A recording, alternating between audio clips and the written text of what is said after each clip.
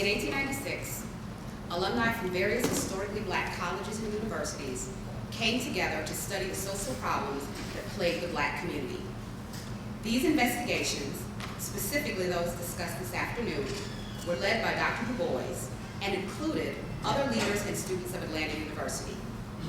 The first investigation, as Dr. Evans stated, focused on the mortality of Negroes in cities.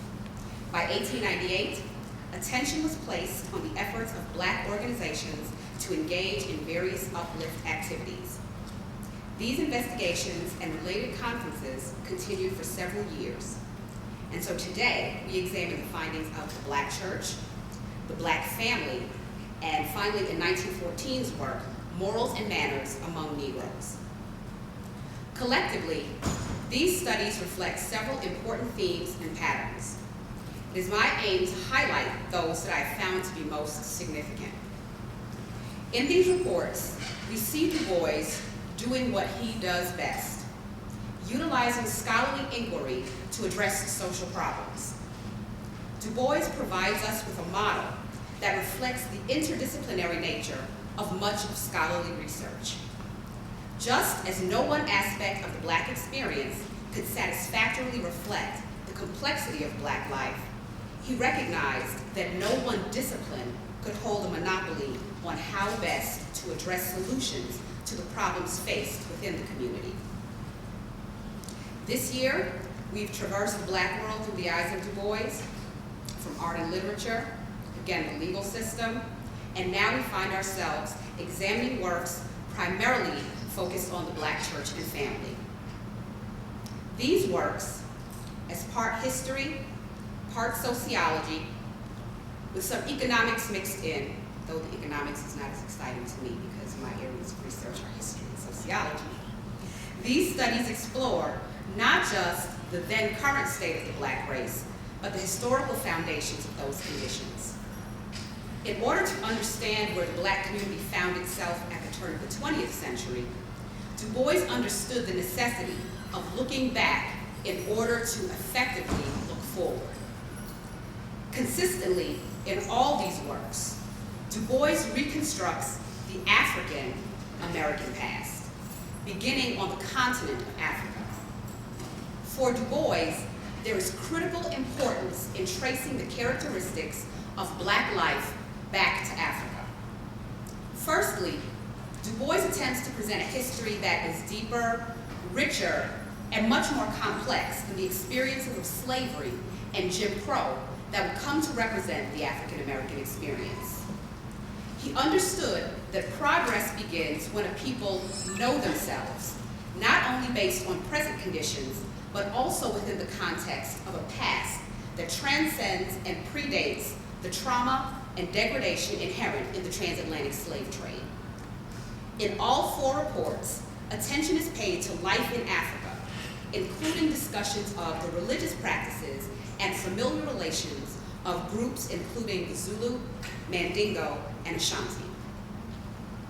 In tracing the evolution of the black family and the black church, Du Bois asserts that neither family organization nor religious practice are inherently European constructs, simply adopted or imitated by blacks here in America. Instead, Du Bois provides an argument for at least some continuity, challenging the prevailing notion that all knowledge and connection to Africa had been severed by the transatlantic slave trade. It must have been a radical and a rude awakening for some to learn that African customs and traditions had not been lost aboard slave ships, as the historiography of the era often asserted. I can only imagine the surprise of some to learn that black Americans were not mere blank slates, eager to be inscribed by the hegemonic influence of white American society. Just imagine, blacks having a history of their own outside of the purview of Europeans. It is here within this examination of black familial and religious life that we come to see the various ways in which African culture was both retained and subverted. As such, these reports are exhaustive compilations of data, both quantitative and qualitative, intended as a means of identifying the consequences of chattel slavery as it first penetrated the continent of Africa, impacting generations of Africans and their descendants. How did the arrival of Europeans and the development of slavery alter the existing characters of African life, transforming it into African American life? Those are the questions that Du Bois attempts to answer. Additionally, these studies provide data that is both substantive and extensive, affording us the ability to reconstruct Black life at the turn of the 20th century. Not only do we know the income versus expenditures of Black households throughout the country, but we also have detailed information concerning the membership of various religious denominations and congregations, including their incomes and expenditures. Through these reports, we are privy to what organizations, including mutual aid societies, secret societies, and church groups, provided Uplift and what those Uplift activities look like. We now know a great deal about how the idea of morality within the African American community was assessed, including in what regions and within what age and socioeconomic groups it was believed to be lacking. In short, we get a thorough, though not comprehensive, representation of Black life at the time. The emphasis on history, beginning with Africa, as well as the presentation of extensive data, is significant for another reason. The African American community, like its African predecessor, is much more diverse and varied than commonly presumed. Both the historical background and the quantitative and qualitative data amassed underscore that point. These studies were by their very nature extensive as a means of attempting to reflect the diversity of the African American experience. In the Negro American family, we get insight into the reason behind the extensive data collected as part of these studies.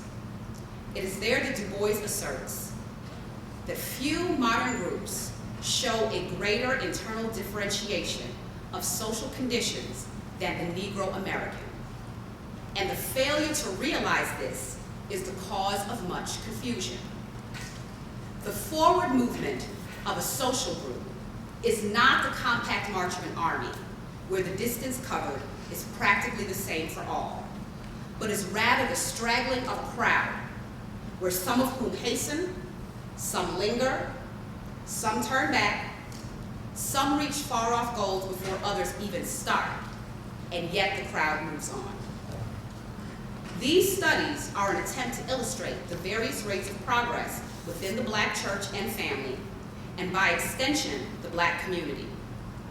It stands to reason that by better understanding of where the difference lies, a more effective strategy for progress can be crafted. In regards to methodology, another significant point is that though these investigations were spearheaded by Du Bois, they actually resulted from the collaborative research conducted by several individuals, most significantly, the students of Atlanta University.